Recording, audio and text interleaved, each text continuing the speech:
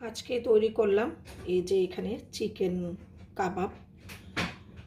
এটা আমি কি দিয়ে তৈরি করেছি সেটার রেসিপি ইনশাল্লাহ আমি সুন শেয়ার করব। শামি কাবাব যেভাবে তৈরি করে সেইভাবেই চিকেন কাবাব তৈরি করলাম। আর এই কাবাবটা খেতে পোলাও, খিচুড়ি, সাদা ভাত সব কিছুর সাথে অনেক টেস্টি হয়। আর এটা খেলে কেউ বুঝতেই পারবে না যে এটা শামি কাবাব খাচ্ছে না চিকেন কাবাব খাচ্ছে।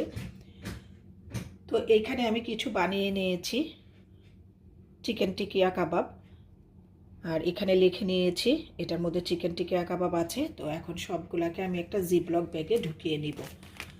এরকম করে আপনারাও চাইলে কিন্তু বানিয়ে ডিপ ফ্রিজে সংরক্ষণ করতে পারেন 6 মাসের মতো।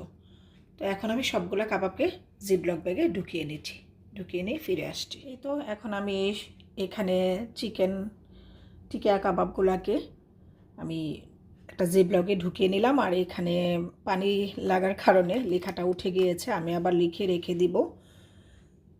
এই ছিল আজকের আমার ছোট্ট একটা শর্ট। এই তো এখন আমি ডিপ ফ্রিজের মধ্যে আমার চিকেন টিকিয়াগুলোকে রেখে দিব। সবাই ভালো থাকবেন। আল্লাহ।